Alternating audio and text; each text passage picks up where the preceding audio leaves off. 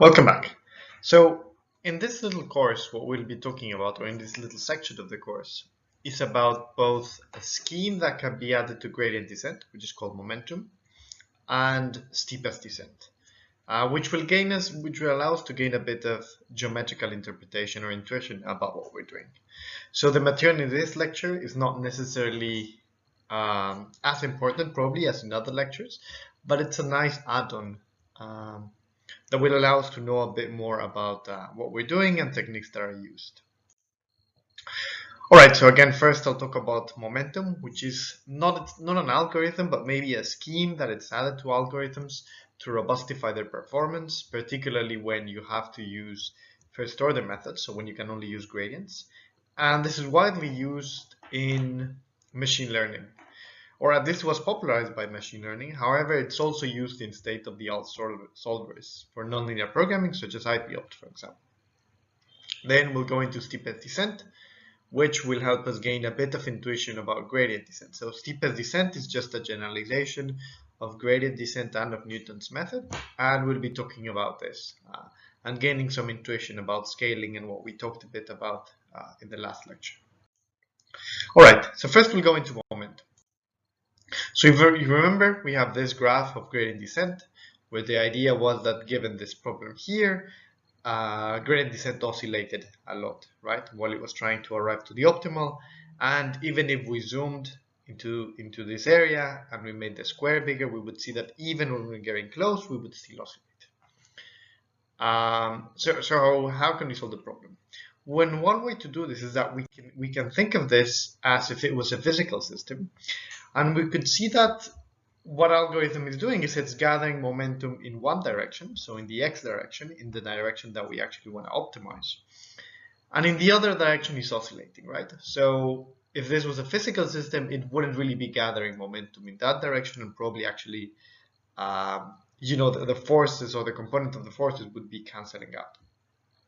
So the idea is, how can we translate this into our algorithm so that it has a more robust performance? And this is actually what momentum tries to do. So the idea of momentum is that we're going to replace the gradient. So the step would be the same. This will be this alpha, which we remember it's some small value. Just to say a number, it's maybe between 1 to the minus 3 or 1 to the minus 5. And the gradient was going to be the direction. Although again, the gradient also has a component on the step size, we assume that basically the gradient only gives us the direction. So the idea is, again, we're going to replace from our gradient descent, we're going to replace the gradient and the direction component. And so the idea is that what this momentum will allow us is that it will start oscillating just like gradient descent, but then as it goes through the algorithm, it will gather momentum in one direction. Sorry, I mean a mirror effect. So it will gather momentum in one direction. So in this case in the x-axis, and the momentum in the y-axis will be cancelled out, right? And we can see that actually the algorithm shows a much nicer performance than gradient descent, again because it cancels oscillations. And the idea is here in this equation. Yeah. So instead of having the gradient directly here, we're going to replace the gradient by this expression.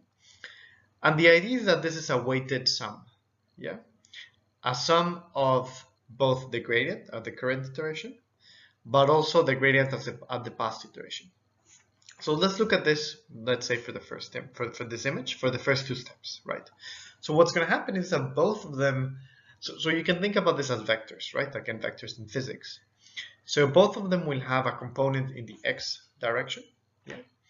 And when you add both of them, here we're averaging them. So it's not necessarily summing them, but let's say that you sum them. What's going to happen is that they're going to add up. Yeah. So they're going to probably speed up towards the direction that you want them to speed up. On the other hand, one of them is going up and one of them is going down in the x2 direction, which that means that actually they're going to cancel out, right? So that makes that in the components that the algorithm or gradient descent would be oscillating, actually you're going to cancel out and you're going to dampen its oscillation, while in the components that you're not oscillating and both are going in the same direction, you're actually gonna sum the components. Yeah, and it's a very simple idea, and that's the basic idea of how you can translate momentum into an optimization algorithm. And as you can see, again, it's not necessarily I mean, it is a weighted sum, but it's more like averaging of past directions and current directions. Yeah, so that's the idea of momentum, and then you replace it there, and then you can show that you have a nice performance or nicer performance.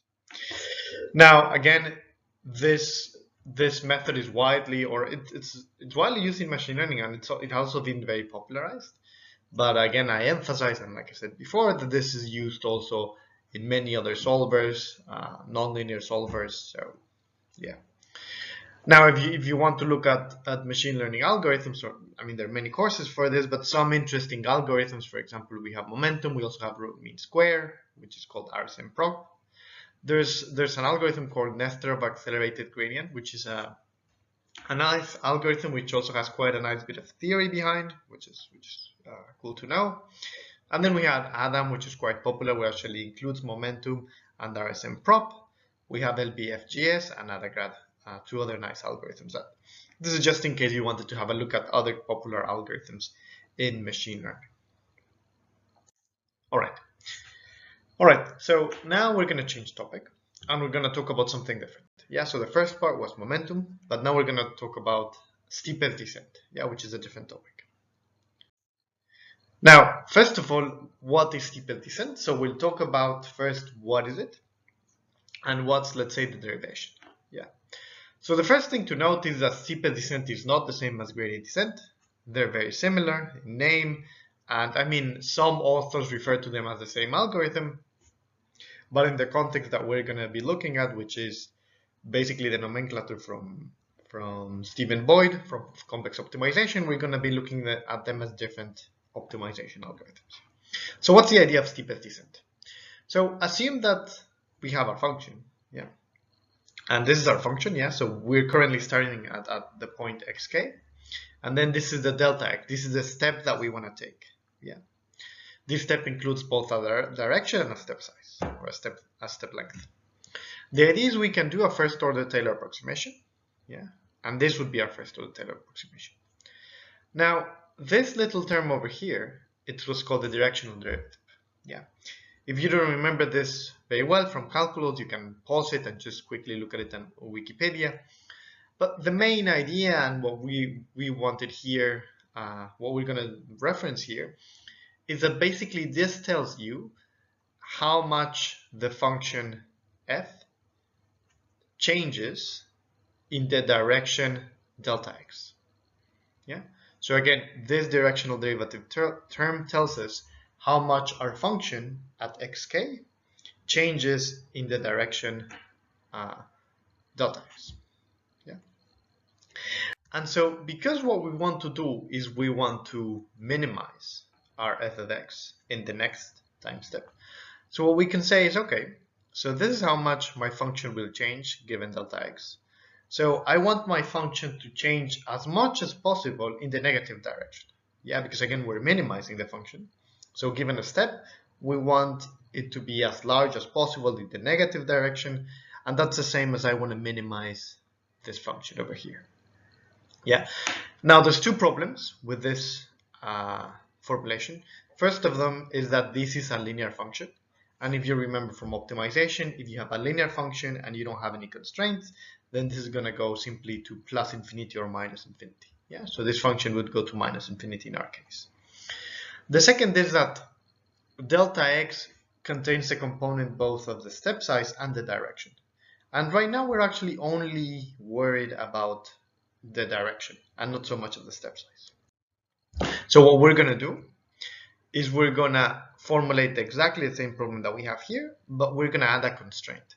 And that's going to take care of this of the two issues at the same time. Yeah. So what we're going to say is we're going to minimize the same expression. But now what we're going to do is we're going to, subject to the constraint that we're normalizing our, basically, let's say we're normalizing our step size to the value 1. Yeah. And again, that will allow us for us not to go to minus infinity. And at the same time, you basically take out the step size of out of the equation, and you're only left with the direction. And now what's interesting here is that different values for the norms give us different directions. Yeah. Okay, so our first example is, what if we just decide here to be the Euclidean norm? And that will give us the gradient that we know, and therefore this will give us gradient descent.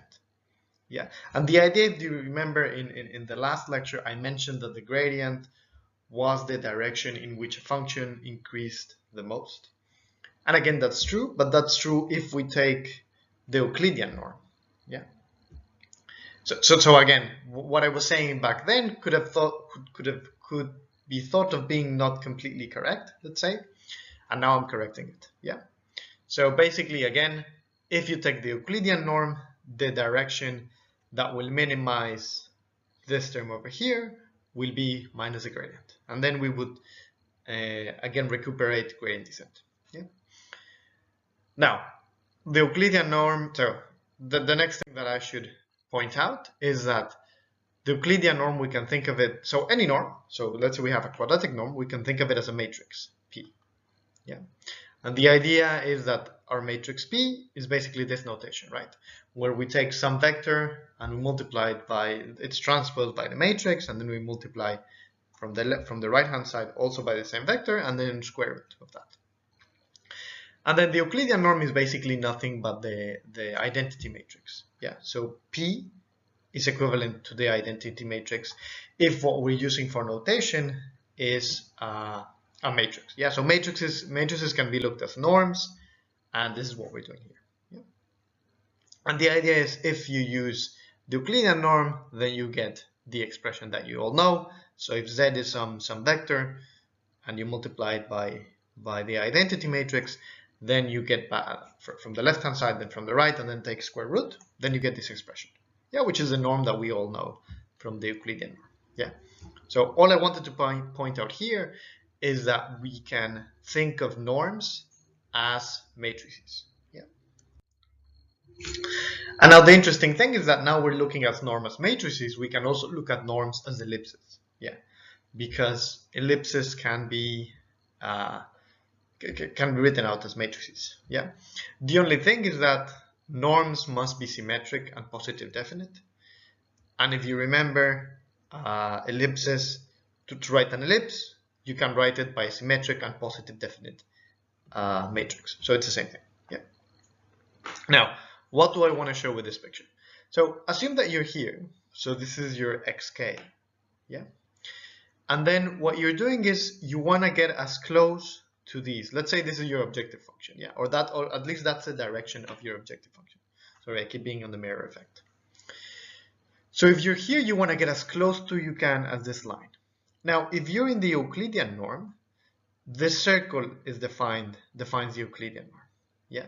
So you want to get as close as you can to this line while you are inside or at this circle. And that's going to give us this point over here. Yeah. This is the closest you can be to this line while you are inside the circle. Yeah. Now let's say that we define some other norm P. Yeah. So we can define some other norm P, and this it's just going to be some other ellipse. Yeah. Because again, it's going to be a matrix, and you can draw an ellipse from a matrix. And then the idea is, again, being inside of this ellipse, you want to be as close as you can to this this line here. Now you see that if you go in the same direction as the gradient, you're going to get all the way up to here, right? Because that's as close as you can get to the line while still being inside the ellipse. But then you see that you can also go here, and then you actually get closer and you actually touch the line. Yeah, and you are still inside the ellipse. Yeah, and this is then going to give us a different direction. So this delta x is a different direction than minus the gradient. Again, and this is because what we're doing is we're trying to get as close as we can to this line over here, which basically, you could think of it as defining our contour lines for the objective function while we are inside this ellipse. Yeah. Yeah, okay. Now you can think of also other kinds of norms. So for example, here we're looking at an L1 norm, so an absolute value norm, and this is defined by this tilted square that we have here. Yeah. And again, the idea here is that you want to get as close to this line as possible while you're still inside this norm, which is the square. And you can see that you can actually touch the line once again, being at a different angle, so using a different direction than that of steepest descent, of gradient descent, sorry. And this means that, again, this is going to create a different direction than the one from gradient descent. Yeah. So again, the idea is that different norms give you different directions. Yeah, and here is a bit of what I was referring to. So for example, we could look at another norm. So I've just defined some arbitrary norm PE1, which then I just decided this component to be 2 and this to be 1. And I've just decided to name this other alternative norm 214. And I defined this to be, yeah, so this would be the expressions, right, of taking the norm basically of this vector over here. Now, something that we want to, but by the way, this would, yeah, I mean, most of them would probably have to be scaled, but that's another thing. Now, so something that you can notice here is that we're already seeing that actually you have a different weighting just defined by your norm, right? Depending on what norm you choose, you can have different weighting on your variables. Yeah, and this is going to be a bit of later what we're going to talk. Okay, so now this is where it really comes to be interesting. So here I have some optimization problem. In the middle is my optimum, and I have two norms. Yeah. So if we look at this here, we have a norm. This is our norm. This is our optimization problem, and we see that we have decent performance. Yeah. And again, we're not going to prove it, but the idea is that we have nice performance here because our norm is aligned. So the shape of our norm is aligned with the sub-level sets. Yeah. And that also means that the norm is aligned with the curvature. Yeah, the curvature at every point. Yeah. So that helps. In the other figure, for example, this figure below, you can see that the norm has a very bad performance. And again, this is because instead of having the norm like this, we've rotated it, and the norm does not have the shape, yeah, of the sub-level sets. And this makes it have a very bad performance, and then it just oscillates a lot until it gets. This again is saying that it's not aligned with the curvature, with the current curvature of the problem. Okay. So now we can look at the norms. So now we look at the same pictures, but now from the point of view of the norms. Yeah. So the norms will look at them as circles, and what they will think is that the function is actually deformed. So we can see that in the norm that was aligned with the sub-level sets, we can actually see that this function looks actually rounder. Yeah. And you remember from the past mini tutorial on a gradient descent, we saw that gradient descent performed very well when the variation on one variable, when the variation of the objective function with respect to one variable was similar to the variation of the objective function with respect to other variables.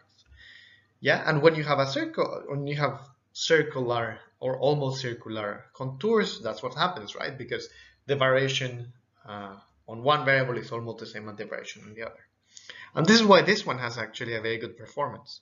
While this one over here, again, what happens is because it's not aligned with the contours, you can actually see that the shape deforms. And it makes actually, it elongates it more. And you have a larger variation of the objective function with respect to one variable than with respect to the other. Yeah, and that's why we have such bad performance. So now having this in mind, then something that we could think about is, okay, so can we think of a norm that maximizes the performance of our algorithm, right? And the idea is that we would have to do some kind of normalization for this. But then it's also difficult, right? Because the norms have to be aligned with something like the curvature of the function at every point, yeah? And we would have to look for every function that we would want to optimize. We would have to look for a normalization, and then maybe some kind of average normalization of the curvature in all places. Sorry for that. So what can we do? And actually, there's a Newton that practically does this for us, and that's the Newton method. And the idea is that the Newton method takes the Hessian matrix, the matrix of second derivatives, as the norm. So if you don't remember what the Hessian is, so the Hessian is this, it's a symmetric matrix of second derivatives. It's not always positive definite, but it can be made positive definite. And when your problem is convex, it is positive definite. So the idea is that we can actually use the norm of the Hessian and define a direction. And the nice thing about the norm of the Hessian is that it will capture the curvature, so it will be able actually to align with the contours of the current problem. And this is actually what we've just seen that maximizes the performance. And so that's the general idea, that this is another interpretation of the Newton method, which is actually steepest descent direction at x for a quadratic norm defined by the Hessian. And this is why, again, the Newton method has a very nice performance. All right, so the takeaways from this lesson is first, well, we first talked about momentum, that was more like a scheme that can be added to algorithms to robustify the performance. Now, with respect to steepest descent, well, we can see that gradient descent and actually also Newton method, they're a subtype of steepest descent method. Then we saw that different norms give different outcomes, and different directions. And that's something that we could look at is try looking for a norm that optimizes the performance. And then we saw that the Newton's method actually was so one of the interpretation of the Newton method is that it minimizes the norm induced by the Hessian matrix. And this is very effective because for one thing it varies from one point to the other, and the other it actually captures the shape of a function. And now in subsequent lectures, we're actually going to look at Newton's method and its derivation and some other interpretations.